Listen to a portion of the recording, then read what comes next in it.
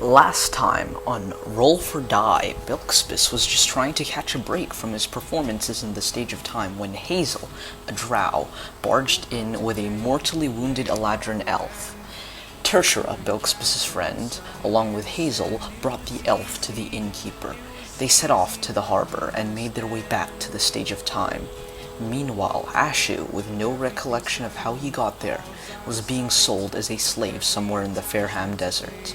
A guild master named Re Charisk wanted to buy Ashu, as well as a satyr named Phinos. However, they made their escape and made their way into a sand ship, sailing away into the distance.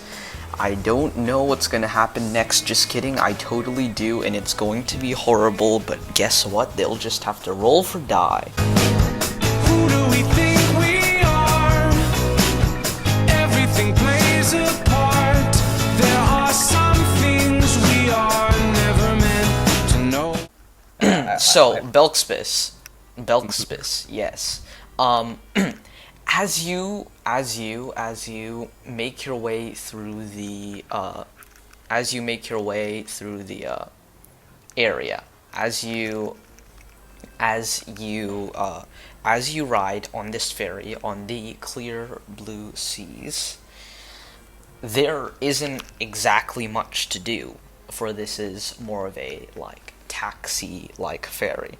It's not exactly meant to have entertainment, even though it is a 1 hour-ish trip.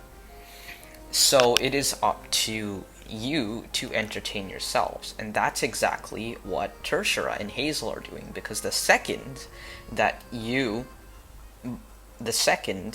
arrived onto the boat, Tertiara, in fact, brought out his substantial amount of money, and Hazel, immediately eyeing it,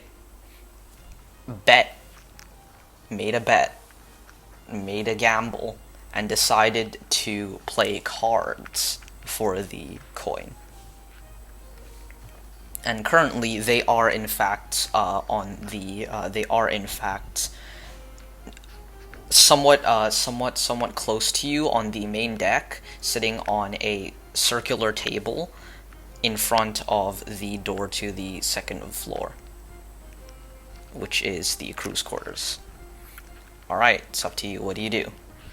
Okay. I don't actually have much to do, and I don't have much money to bet, so could I just, kind of sit there and keep a lookout for water-walking robot?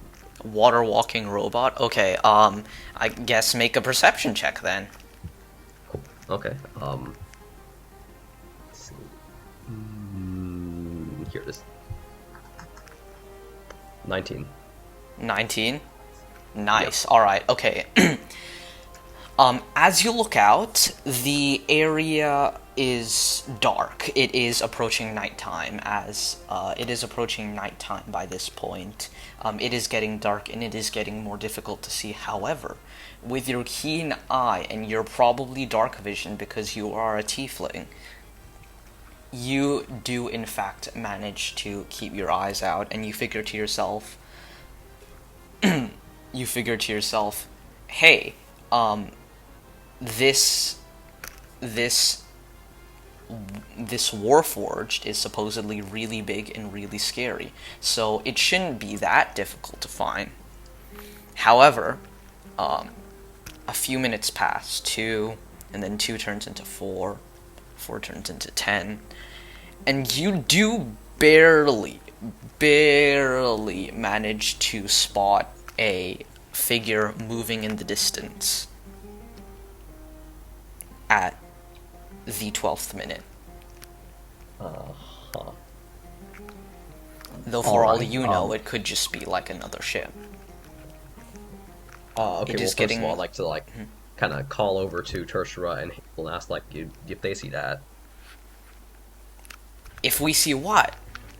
The little thing in the distance moving towards us, just maybe. Ha! I got you! Ace of Hearts. Boom. And Tertiara slams down the Ace of Hearts card, and the cards scatter to the floor as he does so with the weight of his slam. And then Hazel just like rubs her eyes and says, That's not how you play blackjack." I do not care. And he flips the table over, and the coin goes falling onto the floor. Yeah, yes, what were you saying? Oh, never mind. It's cool. Hazel just kind of half glares at Tertiara and begins to pick up her playing cards from off the floor, grumbling about stupid bards and their inability to play cards properly. In the meantime, there is a fog beginning to settle in the area. It is making it more difficult to see around you, and though it isn't extremely dense, it is definitely an inconvenience, as it becomes more difficult now to see into the distance. If you were to attempt to keep watch further, you would have disadvantage on your perception checks. Tertiara then proceeds to take out a bottle of mead, which he always seems to have on him, and takes a swig of it and offers it to you. No. He sighs deeply, and then he switches the bottle of mead for a bottle of water and offers it to you.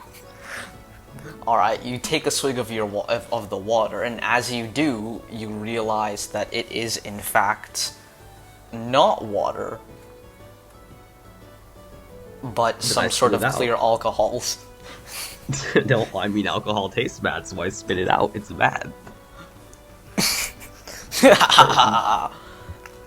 I got you.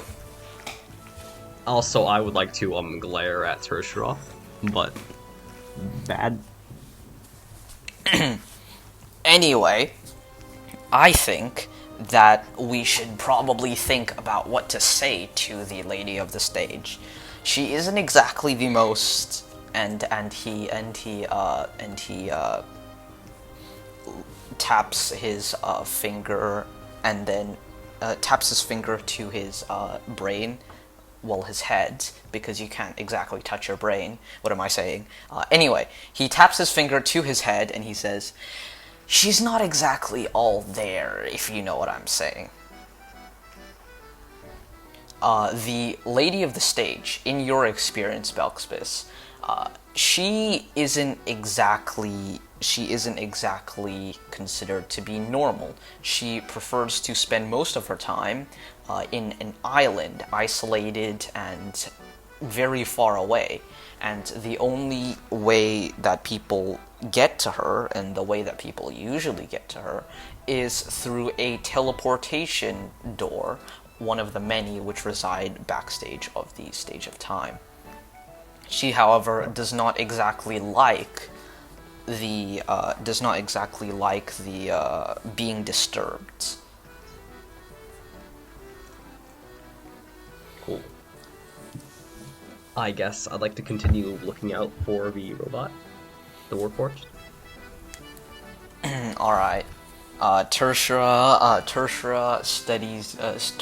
just kind of makes an offhand glance at you, and then just shakes his head and walks off to get some sort of refreshment, until he realizes there are in fact no refreshments, and he resorts to chewing on the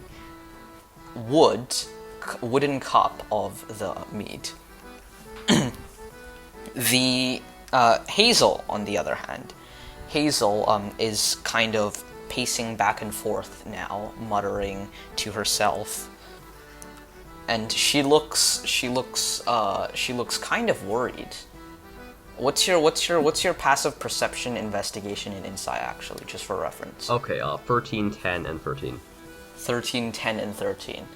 even with your abysmally bad even with your abysmally bad like social skills, you do in fact notice, Belkspis does in fact notice that she is very clearly worried. Huh. Okay, I don't know how to deal with this.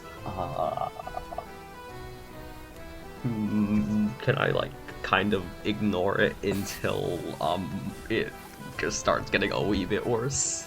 Maybe, Okay. if it does. Okay. That is definitely an option. You can do that. All right. Okay. So as you're looking out, make another perception check. This time with disadvantage. All right. 11 and 7. Okay, so that's a 7 for your perception Yep. check. As you look up, you see that the fog, in fact, has grown a lot thicker. It has become a lot more difficult to see as the night sets in. And you and make a nature check for me, actually. All right. 7. 7. Okay.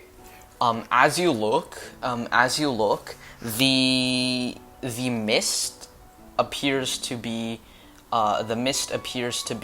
somewhat unnatural feeling, but you can't exactly pinpoint it. You don't know why you have like such an aversion to it. That's not cool.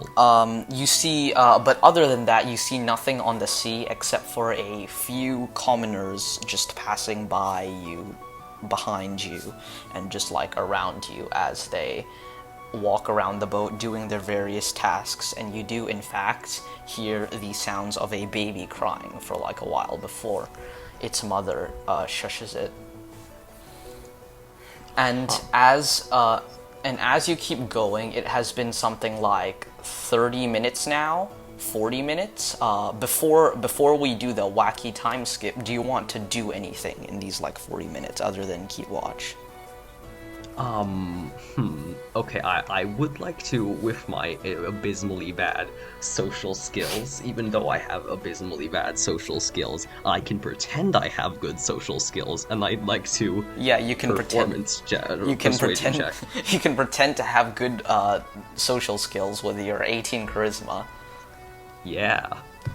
Anyway, So all right. would that So be what are you gonna deception, do? performance, or persuasion? Okay, what do you mean? Like, what are you doing? Who are you persuading? Oh, okay. I'd like to persuade Hazel I have a good social skills and confront about work. Okay, all right. So you're approaching Hazel. Yeah. She does not take notice of you and continues pacing. Okay. Like, yo, you good? Yes. I was just thinking about my friend. Did I tell you her name? I don't think so. Yes. Well, her name is Mistwin.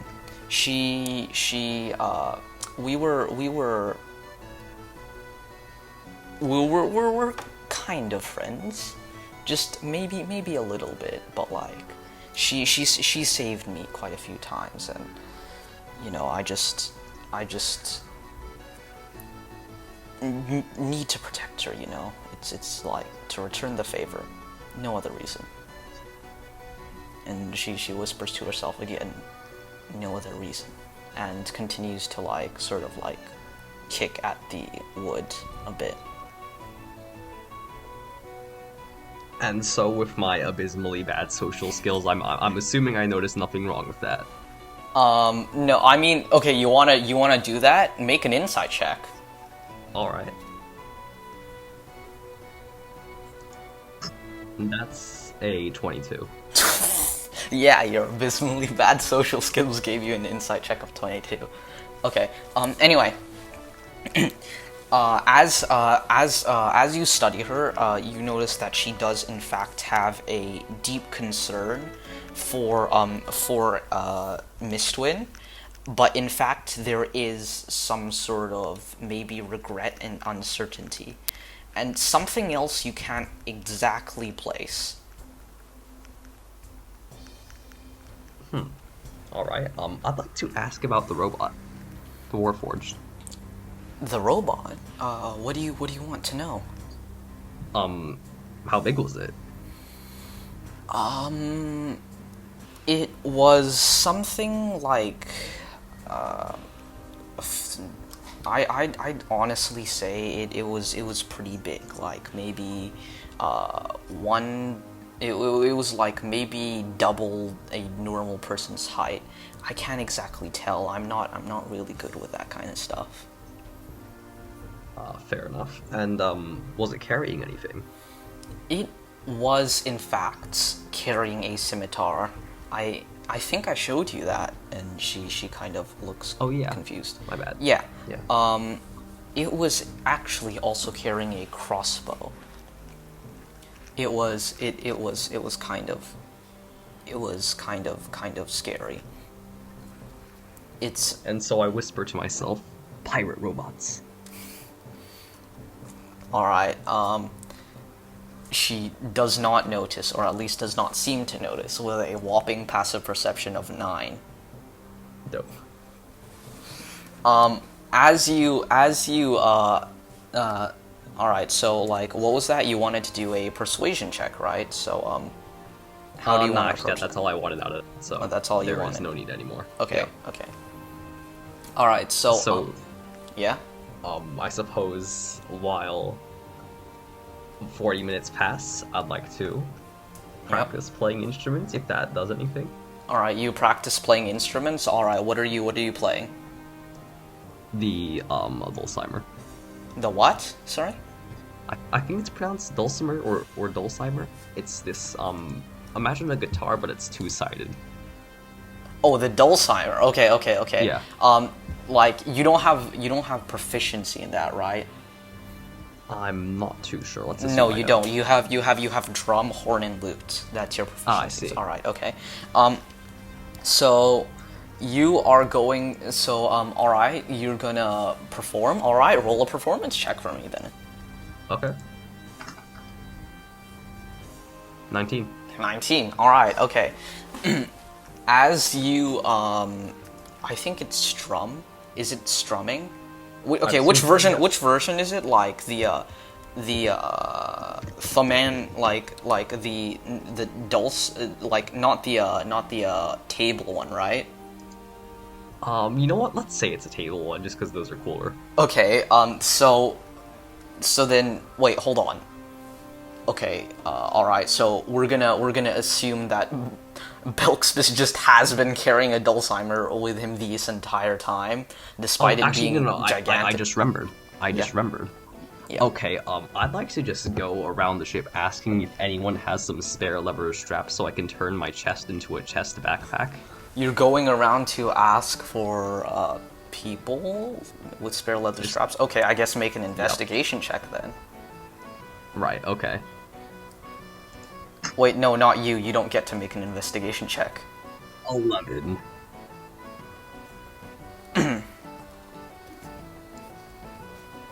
Alright, okay, 11.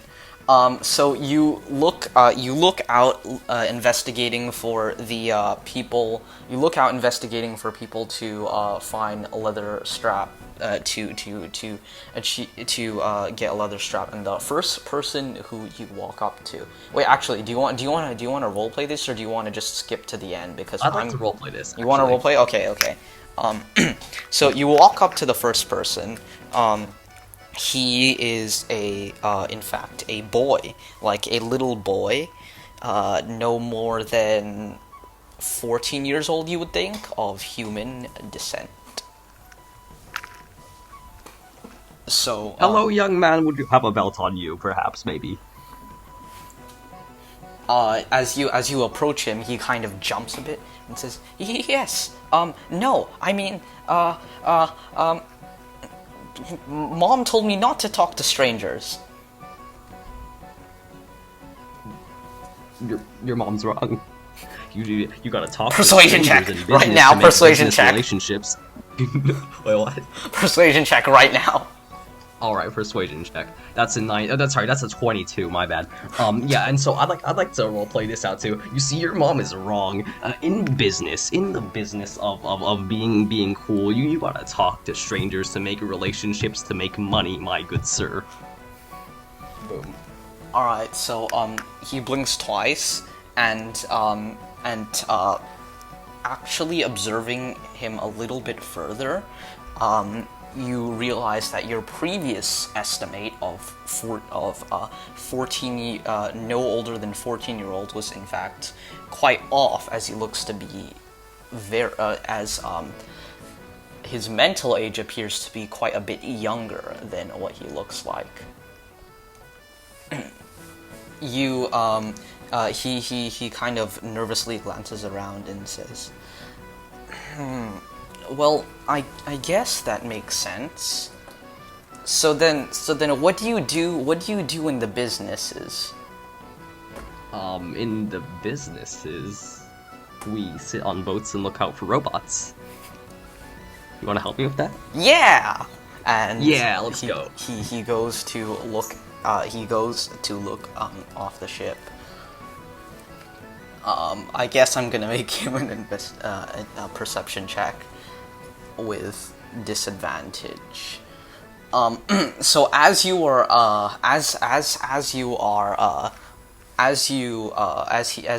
tell the boy to basically go off to look for things to look out, you yourself approach the next person for a leather belt. But as you do, you manage to spot two glowing lights in the distance. And how close together? They almost look like eyes. And as you see, they swerve like flashlights, and looking backward, they point straight at Hazel. That's not cool. I'd like to shout out to Hazel. Hey, yo, the flashlight pointing at you. Maybe does robot have glowing eyes? What? And she kind of like swivels around, and then she notices the sort of like almost laser pointer like flashlight on her chest, and her eyes widen, and a crossbow bolt shoots out and hits her. And it scrapes against the side of her, and she looks pretty wounded by it. She yells out, yes, I think that's maybe it.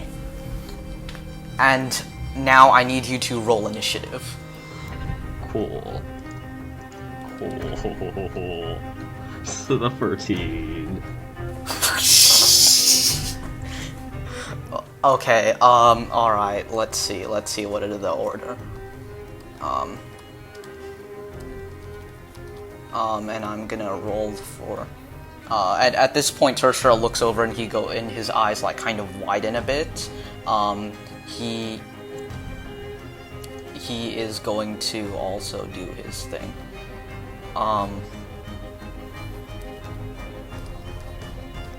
He's also going to roll initiative. Alright. So, first up, you see from the fog begins to like almost part a tiny bit as you see a lumbering, ginormous, mechanical golem-like robot, warforged, stumble through the waters, walking on it almost like as if it was solid ground. It looks upon you with a crossbow in its hand, and it goes to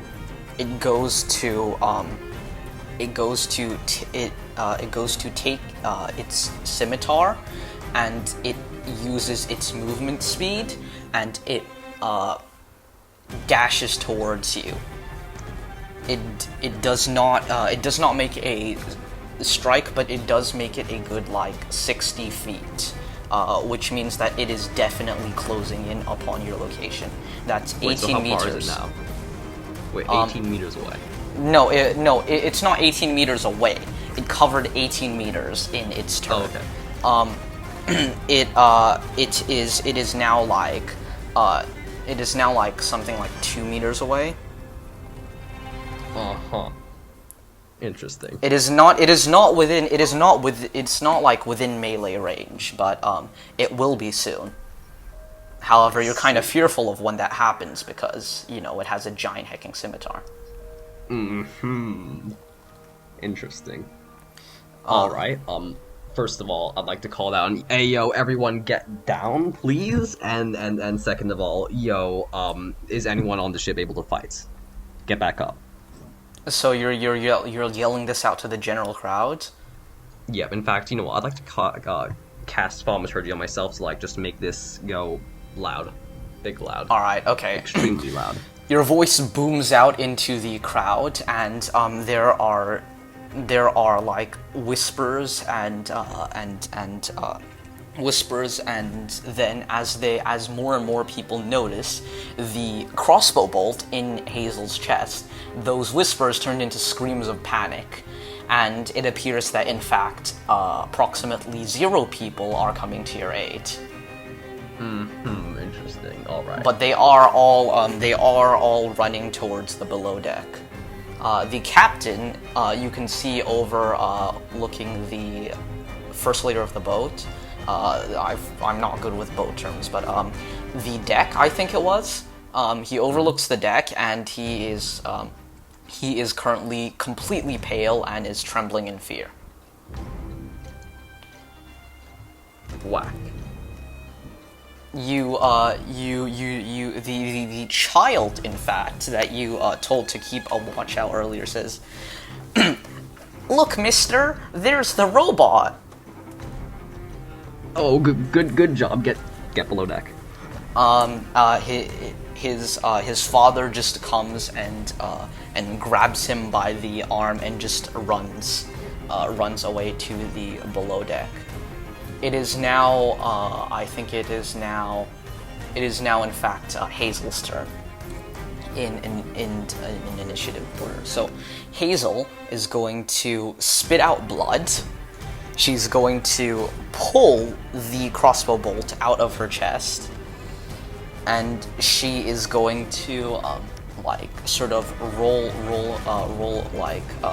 her neck as you do, like you know, when you're sitting down for too long, and she's going to wiggle her fingers a bit, and three light blue darts of magic are going to fire out of her fingers as she casts magic missile. That is going to be, let's see, so that's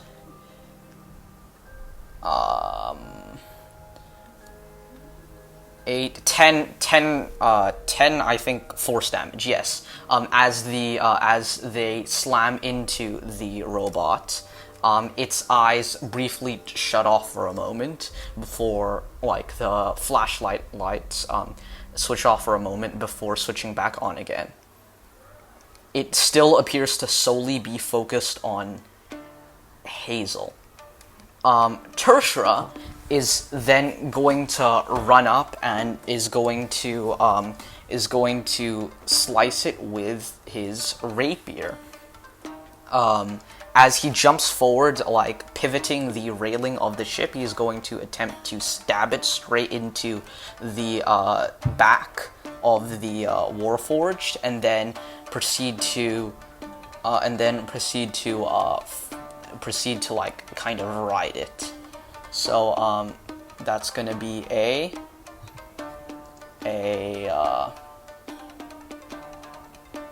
19 to hit, and he slams the blade into the Warforged's back, and it deals 8 piercing damage. The Warforged is looking a bit broken. It is now your turn. Alright, cool. Hold on. I'm assuming I can't quite tell how many hit points the Warforged has right now. No, like, unless you have a special ability, like, which allows you to observe something. Like that. And I couldn't possibly use, like, a bonus action or something to try and check. I mean, okay, I guess you can try. Just roll, like, insight or something. Alright, I'll roll insight. 22. 22, alright. As you look, it appears to be, under half of its health. Oh, okay, so 18 is more than half. Seems cool. It's going to, now, as your action, what are you gonna do? Oh yes, hold on, let me just check how many dice I need to roll. 1 sec. 5d8. Okay.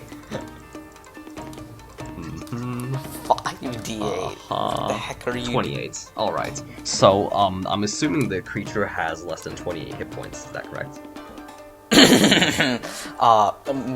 Maybe. What are you doing? Well, I just cast Sleep. Sleep. And so, well, Sleep using the Dulcimer because, haha, magical instrument thing.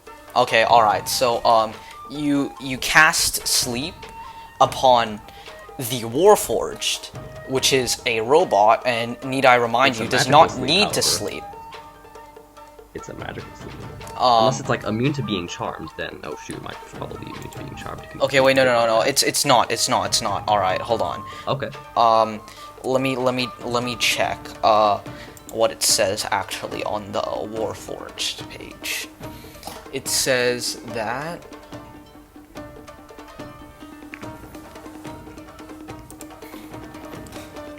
They're immune to disease, and, I think it's resistant to poison, but I'm not sure about charms. Magic cannot put you to sleep. No! This It is says so here, sad. yeah. I just wasted a first level spell slot, of which I only have 2. Okay, as this happens, the Warforged is going to, like, as you cast this spell, the Warforged almost like nods its head into the rhythm of the song which you are playing. Whack.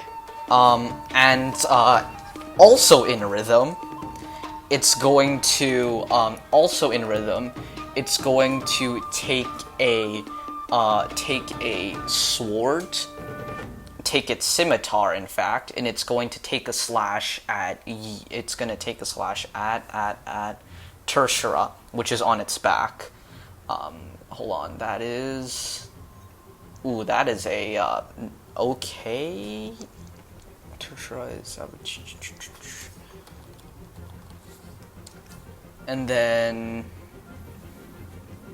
Okay, it slashes at Tertiara, and as it does, Tertiara just manages to very barely avoid the attack, and it is going to close its eyes, and as it does, it looks just a little bit less battered. Not cool. Okay.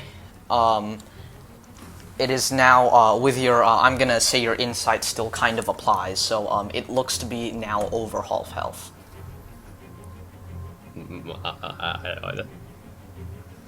It is now Hazel's turn. So Hazel is going to, not knowing what to do, take a boomerang and throw it at the Warforged. However, it just dinks off of its armor, and she is then going to try to run up and slash it with a dagger, which again does not hit, as the Warforged catches her, in fact, out of midair, putting her in like a chokehold with its really, really extended arms. It is now... Okay, Tertiara. Wait, shoot. Did I do Tertia's turn already? No, okay. Tertia is then going to, attempt to slice at it again, and, it is going to barely hit as, he takes out the rapier and attempts to cut, like, some of the machinery off, and it does some damage. It is now your turn now.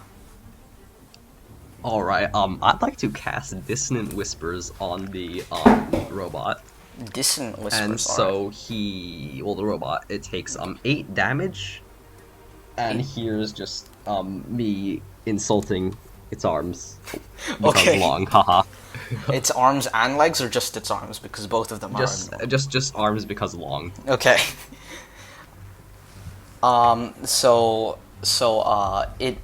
It winces.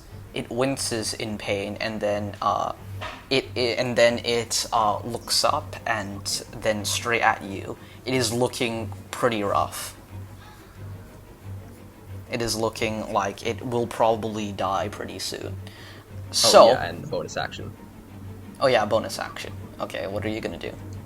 Bardic Inspiration on the, Hazel.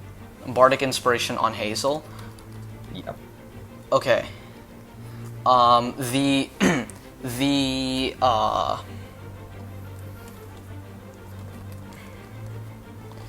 the Warforged then takes its turn, and you hear like the creaking of joints as it attempts to throw Tertia off of it.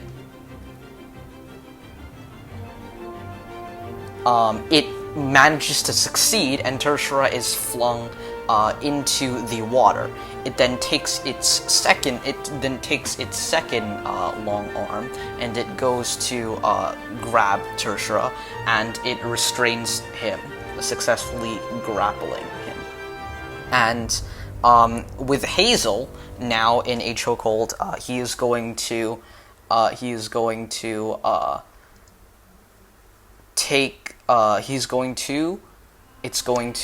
let's see. It's going to take its sword.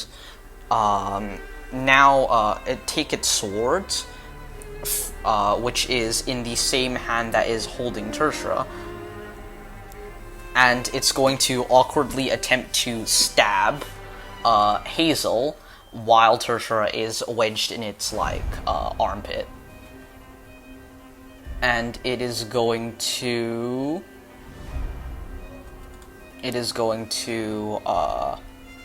let's see. It is going to hit, and as it stabs into Hazel, you see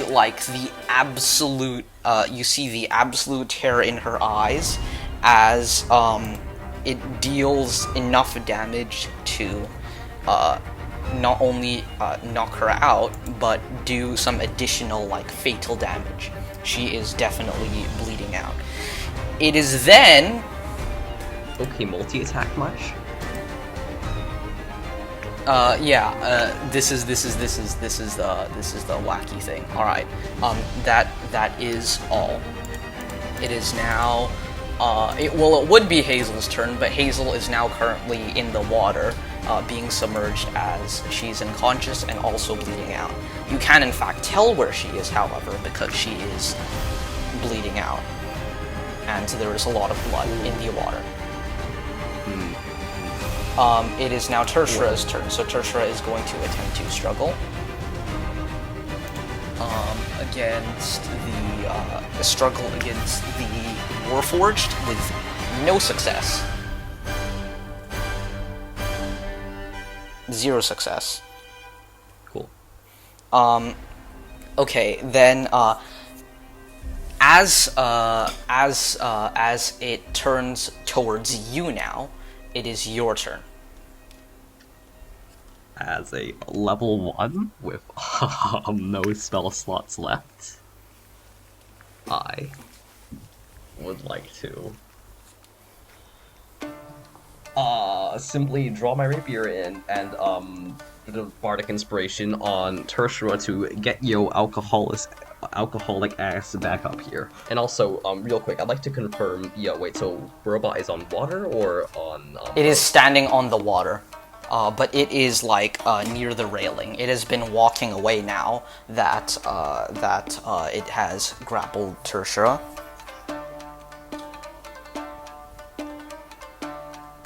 Huh. Alright, well, I guess I'll just attack with rapier. Alright, okay, so you're gonna roll to hit, I guess? Alright, cool. 8. What? 8. 8. Okay, 8. you make a slash with your rapier, and as it does, it clinks off of the metal armor, the steel armor of the Warforged, as it turns to look at you. Its feature is expressionless. It just does not have any features. Its face is expressionless. There are only eyes, but they turn off now as it looks at you. And you have a feeling if it gets any further, which it probably will, it's going to be very difficult, if not impossible, for you to see it. And that's exactly what it does. It takes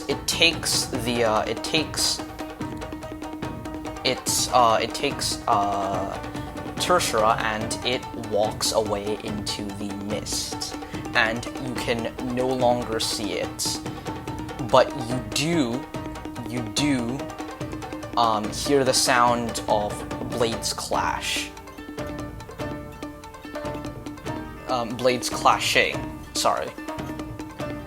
Boy, do I hope he uses that bardic inspiration. Oh well. Bardic inspiration is a 1d what again? I forgot. 1d6. Again. 1d6. Alright. You hear a splash in the water.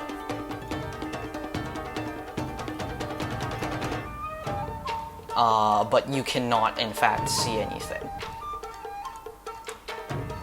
It is now your turn. What do you do? Hazel is, by the way, just still, bleeding and dying in the water. Just for reference. Okay, though I can't see, I'd still like to bardic inspiration by shouting out at Tertia and also by shouting out at the robot Vicious Mockery for 2 damage. Okay, alright. So, you're going to 2 damage the Vicious Mockery, and you're gonna give another bardic inspiration to Tertia. Yeah. Alright, okay.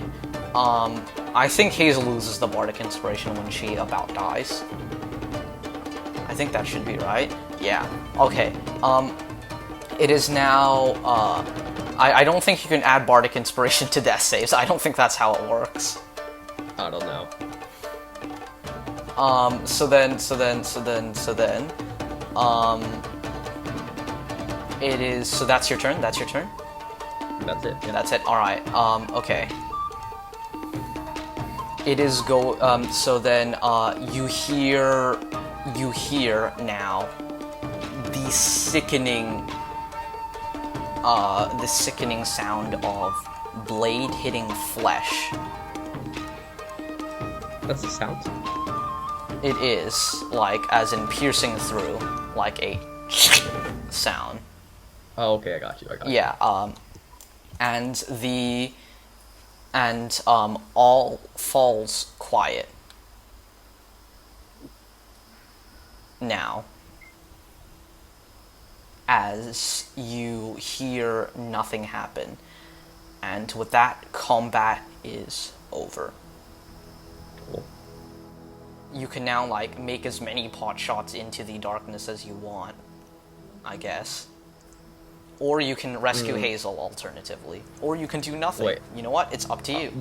I think I might want to rescue Hazel, maybe. Alright, so what are you doing? Okay, wait, so to confirm, Hazel in water? Hazel is in water, bleeding out, and looks to be basically pretty much dead. Cool. From last you saw. Okay. Once more, I'm gonna call out to the crowd. Hey, yo, robot gone, get out here, help me, save Hazel. Make a persuasion check, I guess. I swear, if these coward don't... Okay, 16. 16? Alright. Yeah. Okay, you see a very burly looking man, jump up and say, "I'll handle this," and jump into the water. Unfortunately, he does not seem to be holding his own very well, and barely manages to lift Hazel's head over water, until he realizes that, in fact, he is not a very good swimmer and the tides are relatively strong. I'd like to, jump in and help. Alright, okay, make an athletics check. Alright, cool. +0, oh no. That's never cool. That's never... Can you see that? Do you see that? Let's see. Can I see that? Can you? That's a natural one. Let's go. Okay. You attempt to make your way up, but you attempt to try to help them, but you two get hopelessly lost in the current, and I need you to make a flat Constitution check Cool. as you try to hold your check. breath. Okay. 17. Well, okay, I said Constitution check, not Constitution save, but you know what? It's the same thing. Same thing, basically. Modifier. Same thing, basically. You take a deep breath in, and you try to make your way through the water. And what do you want to do? Like, do you want to help them, or do you want to try to get back up on the ship so you can breathe? Okay, I'm just gonna go try and help them, honestly. Alright, okay, make a, I think, strength check this time, to try to, like, push them to the boat. Check. Okay. 12. 12, okay, you manage to bring Hazel, as, she is, in fact, very light, but the burly man is beginning to become more drifted out to sea, and he is clearly panicking as he is pushed very far away from the boat. Some other people take your hand and take Hazel's and pull you both up, but the burly man, is now being swept out to sea. And you see in fact another man jumping into the water, attempting to save the burly man. I hope Burgley survives. I wouldn't count on it. Oh, And well. with Tertia gone into the mists, and with everything else, we're going to switch over to one Ashu. Yes, that's What? right. You finally get to do something. I finally get to do something for like half an hour, and then I have to go eat. Like, Haha, get bullied. dinner. Anyway, Now, that Alright. is kind of the point. So, yeah, fair. as you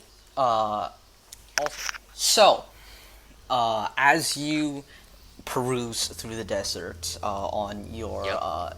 sand ship, Yep. the sun beats down upon you, and you feel like you probably really need water and food.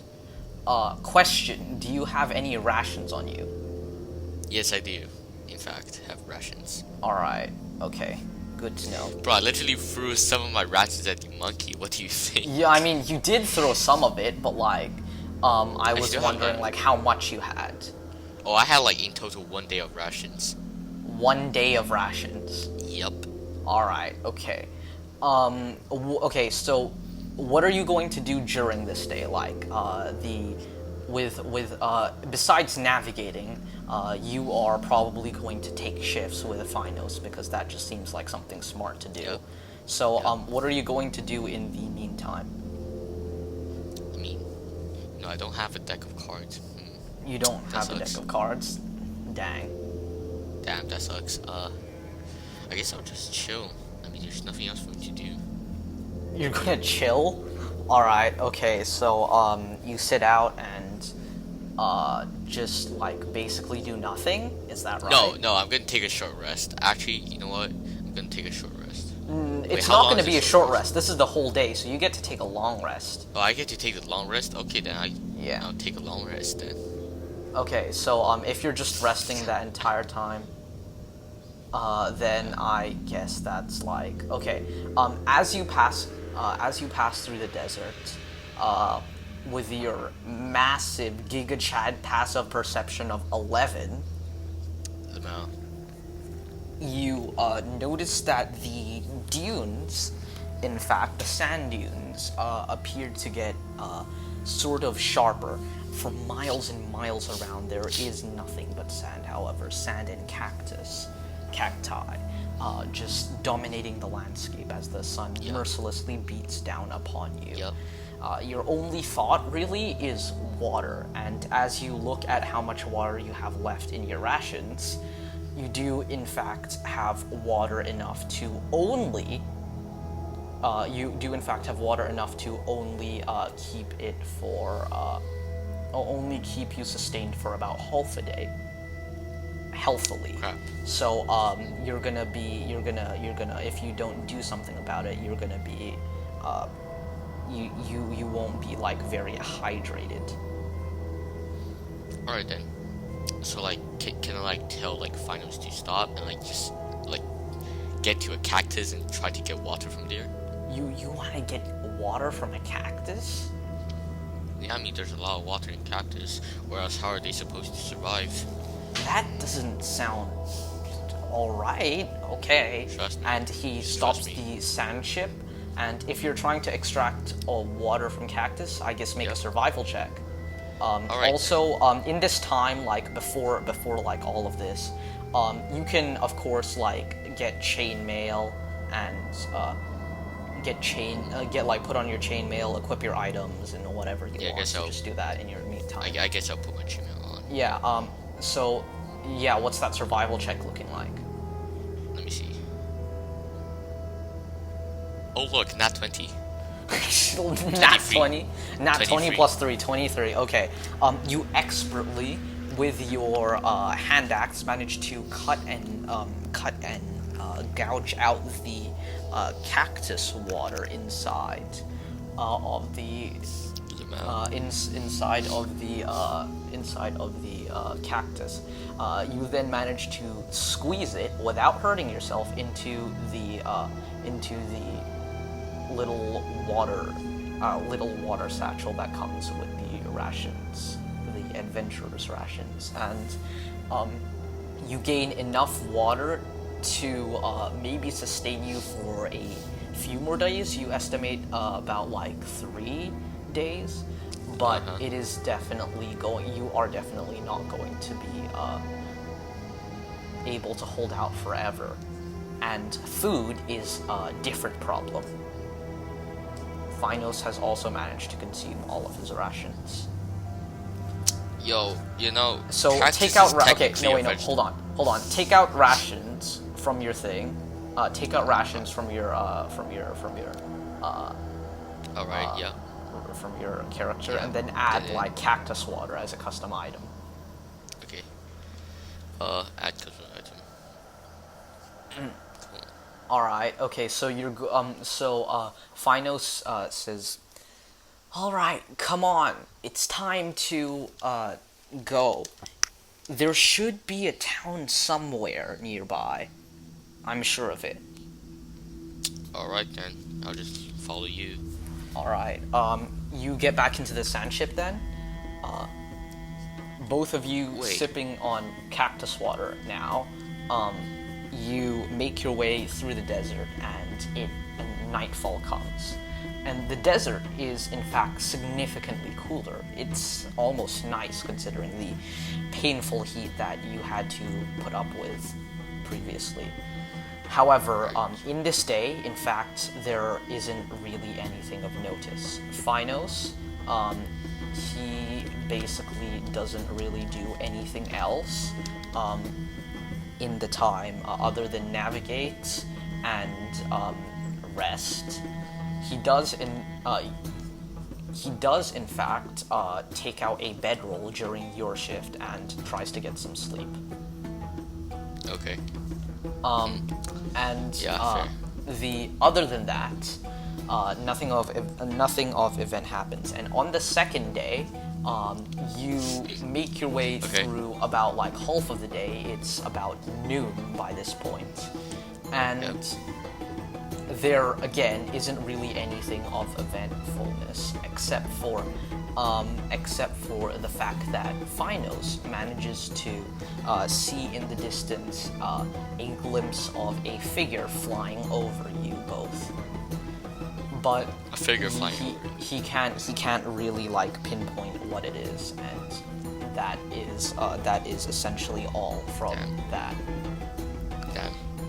At around noon, you in fact spot a town in the distance, which is honestly quite surprising considering the very harsh climate that you seem to be in. Yep. And you look at the town, and as you come closer and closer, it just looks more and more bizarre.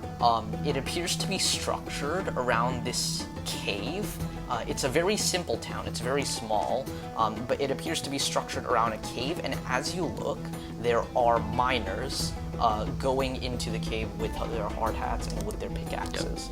But the most surprising thing is that these miners aren't just any normal miners. They are orcs. Oh, And like orcs. not only that, they appear to be mining alongside people, like as in humans. Okay. And that is extremely confusing to you considering that orcs by nature are supposed to be bloodthirsty and hate a lot of humans. Okay. Wait, what language does orc speak again? Orcish. Yep. Okay. Well, it's just orc. So Cool. as you come into view of the town, you can in fact see in the distance some markets who appear to also be selling food. And you pull up to the town in the sand ship, and Phino stops it and anchors it as much as you can, a sand ship, into the sand below. The Phinos looks up and says, "Well, okay, how are we going to go about this?"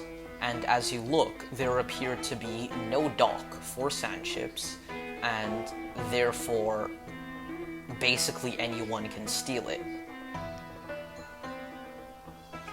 Okay. No. Oh, damn. Well, that's I a mean, problem. I can put my hunting trap out, but I'm not sure how much good that will do. Damn. And he eyes the people. I also don't think I'd like to kill anyone. Huh. You don't want to kill, huh? But then, I suppose I'll do it. Unless they deserve it. And They steal it, then they definitely deserve it. he thinks for a second, and then snaps his fingers and says, I got it. We can bury the sand ship in the sand, and then do you happen to have any sort of cloth or pen, anything? Because then we can sort of mark this. We can mark this spot. Yes, like the pirates do with their treasure. Well, I mean, I suppose I have a piton, whatever. Wait, Piton. How do you pronounce that? I think it's a python, Python. but I don't know. I'm not sure. It'll probably work. It's not only for climbing mountains, but you know what? Let's just use this. Okay, so you just bury it in the sand. All right. And you stick it. I mean, I'm just gonna listen to him. I mean, I have nothing You else stick it that I into can the think sand. of. All right. As after you bury up the sand ship, you stick it into the sand and you make your way into the town. Yep. And as you do, it appears that absolutely no one is paying attention to you. There are houses and so on, but it appears that the villagers, the commoners, are living in the houses, and the orcs are living in tents. As you look around, there are multiple tents set up, orange in color mostly, but the orcs appear to be sleeping in them, and it's just very bizarre because there are a lot of people, and Phinos just appears to be marveling at this absurdity. Okay. It's nice. Interesting. Orcs are finally getting along with people. That's pretty cool. Okay, cool. And you make your way into the market, I'm supposing, to buy some supplies. Yeah, I mean, I have nothing else to do, so I guess market is. And as you do,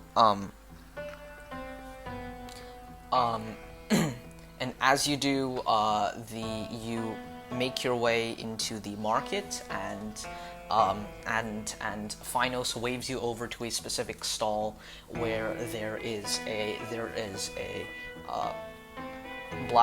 black-haired human in simple brown robes, selling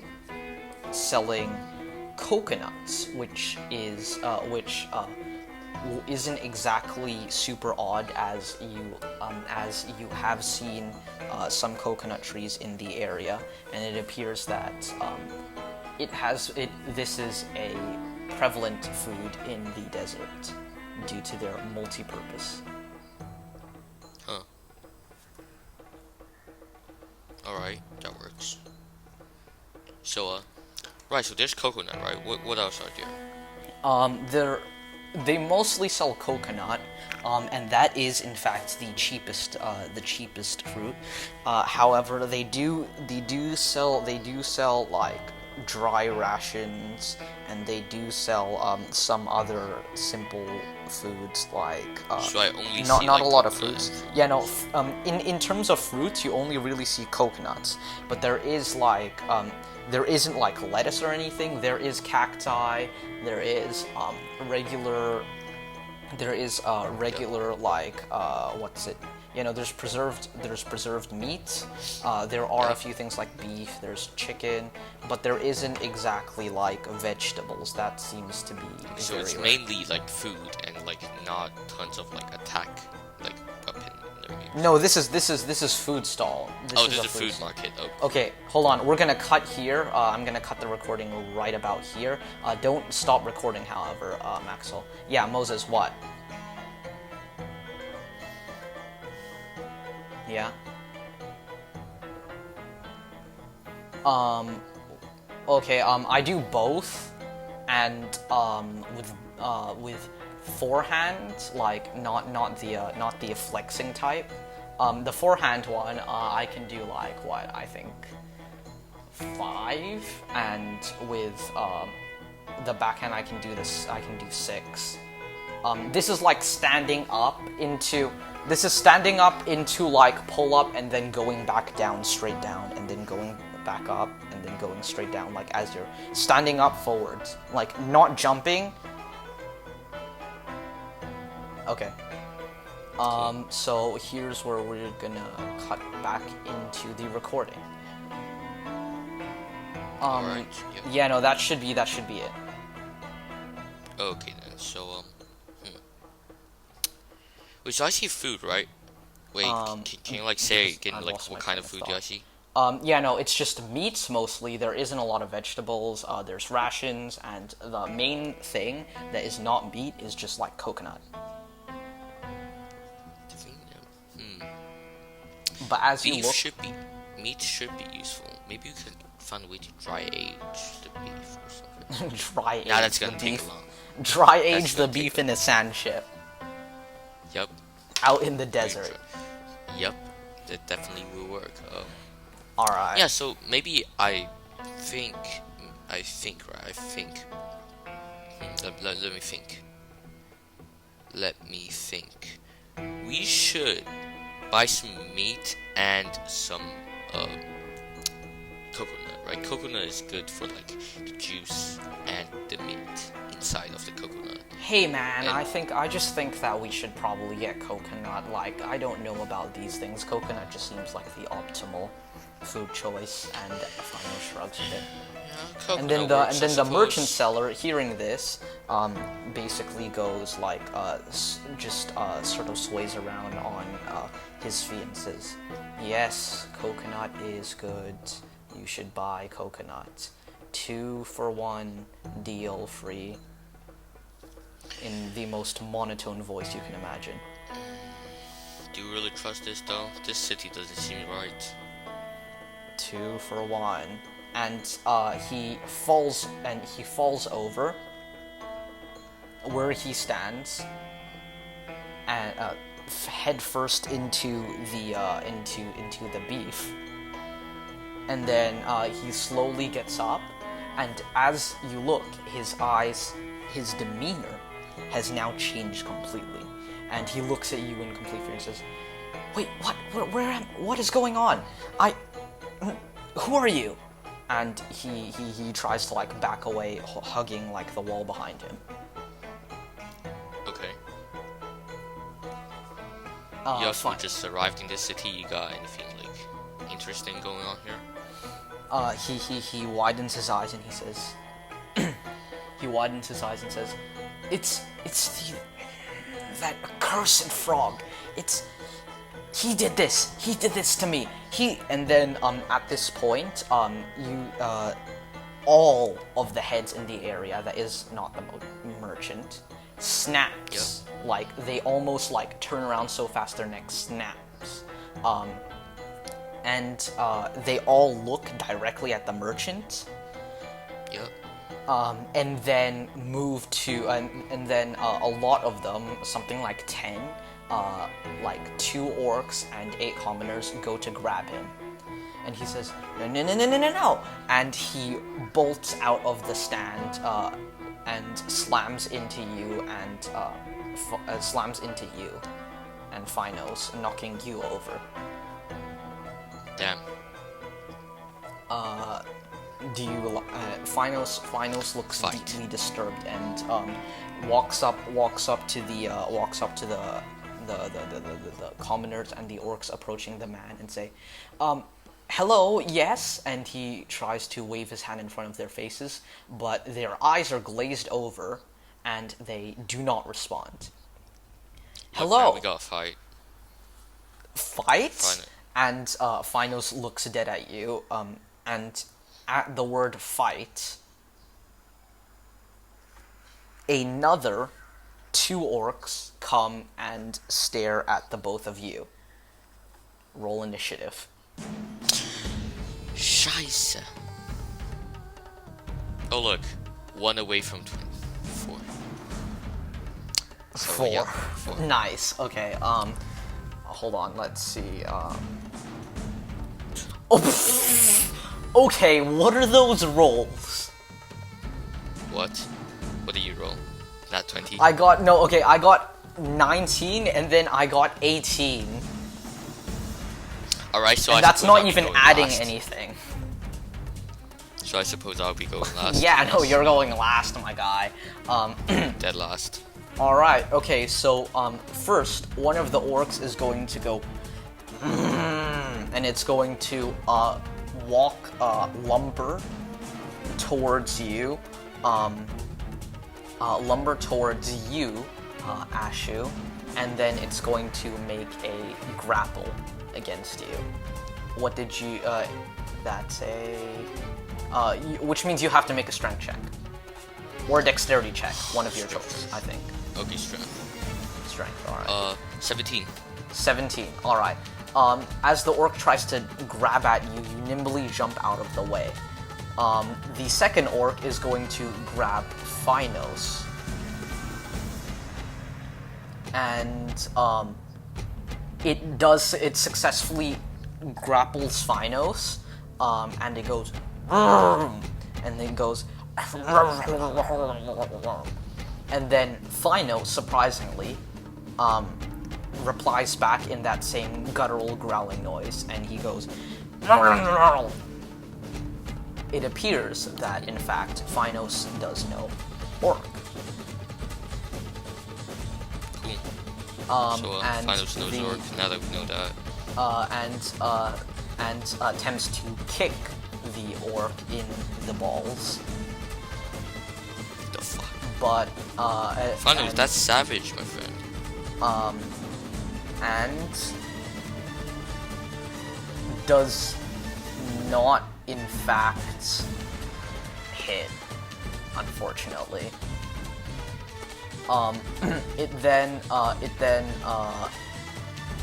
It just misses as the Orc blocks with its leg, and it goes. With that, that already basically ends Phinos' turn, so it is now your turn. Damn, great. So what are you gonna do? Okay, so Yeah. I see 2 orcs, right? Yeah, there are two There's orcs. 2 orcs. One is basically right next to you. It's in front of you because it just tried to grab you. Yeah. And the other is I don't know, maybe 5 feet away because it just grabbed Phinos. Okay. One orc is. So it's 5 feet away, and how much? How many? I have trash memory. Sorry. What do you mean? There are 2, I mean the 2 orcs. Yeah. Yeah, there are 2 orcs. One is 5 There's feet one- away. and two. one is right in front of you. One is right in front of me. Yeah. I'll slash the orc right in front of me with my, Alright. hand axe. Okay. What is the roll? 19. 19. All right, that hits. Believe it or not. Roll your damage. My damage. All right. It's 6. Okay. What? 6. All right. Okay. Yep. You slash into the orc, and it lets out a scream, a very girlish scream actually, and it roars out something, and a swarm of maybe 20 commoners and orcs begin to, a combination of commoners and orcs begin to lumber towards the both of you. Holy fuck. They are going to use all of their movement speed to get closer every round, so I'm not going to count it as anything. The orc is then going to grapple you again. That's make a Wait, strength no, check. no. Wait, I have oh, you have 2 weapon fighting. You have 2 I weapon 2 fighting. weapon All right. fighting. So what are you doing? Let me see. Another 19. Does it hit? I believe it or not, it does in fact hit. 5 damage. 5 damage. Okay, it looks pretty wounded, but it's now top of the round, and it goes to grab you again. Make a strength or dexterity Strength. check. Yep. Strength. Oh look, 20. Natural 20. No, not And then- natural. No. As in, not the natural. orc got the natural 20. Oh, bruh. And then adding on that it does manage to surpass you as it grabs you. You are now restrained. Phinos is going to attempt to break out, but Phinos breaks out and looks all around, and then yells out at you. I don't think we can do anything.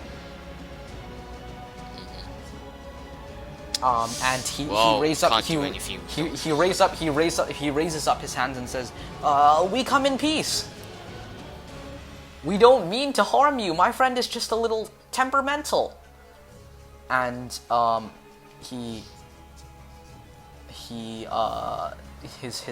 his words fall on deaf ears, as a total of none of the orcs nor the commoners pay attention to him. And as that happens, a second, and then a third, and then a fourth orc grab you at once. And seeing that seeing that Phinos is not resisting, they just like sort of escort him, and you all begin heading off in a particular direction. Bruh. Phinos says to you, maybe we can sort this out. Possibly. I don't think we can win against, and he eyes up and down. A lot. There are a lot of people. I switched to my morning star. None of them take any notice. And none of the orcs nor the commoners, no one takes any notice. Like, no one cares. I'm just gonna like swing my morning star around. You know what I mean? You just Wait, swing so am I your morning restrained? star. Wait. So am I restrained? Yes. You are restrained, in fact. Okay. By So 4 I have different like orcs. disadvantage. So I have disadvantage. Okay. No. So I just Wait, swing actually, hold on. Wait. You're swinging your morning star with what? Your like arms and legs are all like grabbed by 4 different separate orcs. Mouth. Okay, so are you gonna try to resist against 4 orcs? Well, I mean, you You're gotta gonna try, have to you know? all roll really, really, really low. Well, you know what they say. I mean, like, just take the chance. There's nothing else for me to do. Nothing. Okay, what did you roll? YOLO. What? 11. 11 does not, like, not nearly. You could not manifest the strength to break out. Fuck. Like, okay, let's see. Okay, let me think. So 1, 2, 3. Okay, so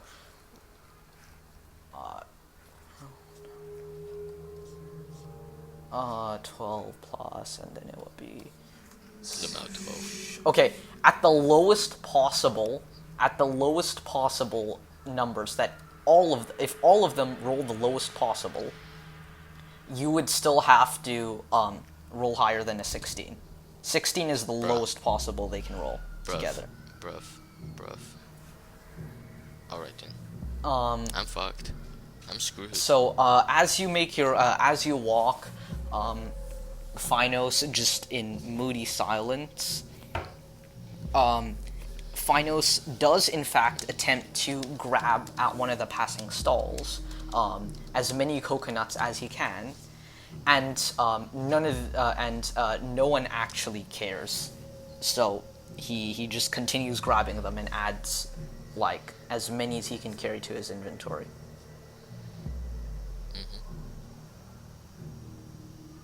All right. Yeah. As as this happens, you are escorted towards one very specific, very large-looking hut, which is decorated with jewels and gems, which you think look pretty, but upon closer inspection don't look to be worth lots at all. And Phinos, in fact, remarks, you do know that's just shiny glass, right? And none of the orcs nor commoners again pay him any attention. And you are escorted to inside the hut, where atop a throne sits a little frog-like creature. In fact, you know it to be a grung. Okay. And you are all thrown to the floor beneath him. And he says, "Well, who might you be?" I'm a person. Who else would I be? That's not very clear. You have to be just a little bit nicer to your new Supreme Overlord. Alright. Okay, cool. Phinos whispers to you, "I really want to kick this guy's ass." I will let you kick that guy's ass if we have the chance to. The grung then stands up to its full height, which is approximately, I think, half of your leg. It's not very tall at all. Okay. and walks over to you and says, my, word gets around quick, and it appears that you have been causing a bit of trouble. Now, that can't do, can it? And he gazes straight into Phinos's eyes, and he begins like shaking a bit, and his eyes kind of glaze over a bit. He then shakes his head and says, What was that? You were trying to use magic on me." And the grung says, "Oh, I would never do something like that. You just simply want to obey me." Yep. And I need you to make a wisdom saving throw. Wisdom saving throw. Fuck. Alright, 13. 13. Boy, are you lucky, that barely passes. Oh my god. You begin to thoughts begin to go through your mind. Yeah, we should just relax. This person is obviously very nice. He means us no harm. He would never do that. But then you shake these thoughts out, and you realize that he attempted to cast Charm Person on you. Okay. But the spell has been modified in a way. You, as a prince, know the effects of Charm Person from your teachings, but this just seems somehow a bit different. It seems Okay. a bit more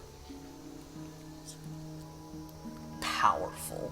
Okay. Wait, can I roll for Arcana to see like what kind of modification he used? Alright, okay. Arcana. What's your roll? 5. Fuck. Okay, you realize that in fact, he is in fact using the best kind of modifier, which is charisma, because his raw personality is so powerful he can manipulate spells. Yes, that makes sense, you think to yourself in your head. Alright. Alright, that works. He then looks at Phinos again and says, "It would be lovely, absolutely lovely, to just stay here for a bit, wouldn't it?" And Phinos' eyes glaze over, and he mumbles, "Yes, it does, in fact." And he stands up, and as you look, he looks to be the same as the orcs and the townspeople. And the grung says, "Ooh, a new addition to my collection, and a satyr no less." And he rubs his hands together. "Now, you. Well, we can't have you running around, can we?" And he smiles almost sickeningly, and now is your opportunity to do something, if you want to do To something. do something. Wait, am I like still restrained? Like, am I still like? You are not restrained. You are on the floor, in a kneeling position, tossed to the How floor. close is he to me? How close is He he is to me? standing over you. Standing over me.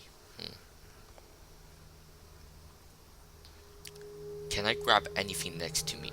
Are there anything next to me? Like, are there any like chairs or stuff like that? No, you're just like on a bare carpeted floor with a throne in front of you. Damn it. But you do in fact have your equipment. My equipment. Yeah, like Haven't all your brought hand axes, your stuff, that you still have that. I didn't say like it's taken off of you. Okay. So I have, if I do in fact have a. I do in fact have a hammer. You have a hammer. Okay, so Yes, you're gonna I attempt to will whack it throw with it the hammer? I will throw it at the thing, like the. You want to whatever that throw thing the is. hammer. Alright, okay, that's It is a tavern brawler strike. Like the hammer is like just a regular hammer. So Yeah, it's okay, not so one- it's an improvised weapon, yeah? Yeah, improvised weapon. Okay, hold on. I'm going to how do improvised weapons work? Let me think. No, it's just tavern brawler strike. It's just tavern brawler strike. Okay, yeah, no, alright. So You are yeah, no, proficient that. with improvised weapons. Yeah, Wait, okay, If so I just have do proficiency with a weapon, do I like add the proficiency to it? What do you mean? Like, if I'm proficient with a weapon, do I just add like the proficiency on it? Because like D&D Beyond doesn't seem to add a proficiency for me. No, it does, doesn't it? That's the +2. No, that's the strength. That's my strength, I think. Wait, okay, yeah, no, sorry, wait, you're right. Improvised, proficient with improvised weapons. Okay, when you hit a creature, arm strike, I shoot. can use Okay, a well, bonus weapon to grapple. no, wait, hold on. How do you? No, that's your proficiency bonus, isn't it? Really? No, let me see. For example, if I equip a crossbow, right? A crossbow, then, well, it adds 1, which, like, I'm proficient with, like, the crossbow, however, it adds 1, because I think it is a dexterity, I think. I swear that isn't the case, but like, you know what? Who cares? This is just our homebrew game of D&D. We'll just say, okay, fine. You just like, I guess, add your I just proficiency. somehow randomly Just gets 1d4 plus 2. It's fine. Like that's the same Okay, thing as your 1d4 proficiency plus 2, bonus. sure, It doesn't even sure. matter. Anyway, So I rolled a 14. Oh my god. you rolled a to hit. Yeah. 14 to hit. Yeah. You take the hammer and you throw it at the grung. And roll damage. Oh, it hits? Cool. 5 damage. 5 damage. As it hits the head of this small grung, it screeches in pain and it says, "You dare assault the great Adam!" And he snaps his fingers and he says, "Guards!" And Tavern brawler. Phinos, in fact, grabs onto you, attempting to do a grapple. Do you want to resist? Yes, of course. Okay. Oh look, 21. 21. You manage to push Phinos off of you. Right, I have the Tavern Brawler grapple like bonus action, right? I mean, So I can yeah, just no, grapple, you can. like- I mean, this is like you're not technically in combat, so yeah, you can do whatever. Oh, Tavern Brawler grapple, like after I hit him Yeah, with, like, okay. my hammer, I can do. Okay, so I can grapple the target, so I guess roll for strength, right? Roll the. Who are you grappling again? Like the grunk thing. The grung. All right. The grunt that I just okay. hit. Yeah. So I guess roll for strength, yep. Yep. 11. Fuck. 11. Well, lucky you, the grung's strength is non-existent, and it rolled a 5. Cool. And you managed to successfully grab it. At this point, the orcs. At this point, the orcs rush in, but the grung says, "Stop! I'll handle this," and it looks directly into your eyes. As you touch it, however, and come into contact with its skin, I need you to first make a Constitution saving throw. Fuck. Oh look, nat 20. 21. Okay. You feel somewhat like you're going to be sick and almost like vomiting, but you shrug it off and focus again. And then I need you to make a Wisdom saving throw as the 9. grung's eyes flash pink. 9. As this happens, you drop the grung onto the floor, and you think to yourself, "Yeah, this guy, what a guy. He's pretty nice. I think he won't hurt us anymore if I just comply." and the and Shice. you drop him, and the grung dusts himself off and says, very good," and goes back to sitting on his throne. Yes, it's now time for a celebration. Two new people have joined us. And he raises his hands in the air, and then at the same time, you, Phinos, and all of the orcs and commons folk raise their hands in the air at the same time and begin clapping. And he says, "Thank you, thank you. Now, let's get down to business, shall we?" And he hops down from his throne. You two, how does helping out in the mines for the rest of your life sound? Good, huh? And Phino slowly nods yes, and almost with like a sort of happiness, you find yourself nodding your head as well. Yep. And Of course. as you both walk off out of the tent, that's where we're gonna end this session. Fuck, my roll is so trash. Oh my god, I should have just like gouged his eyes out or something.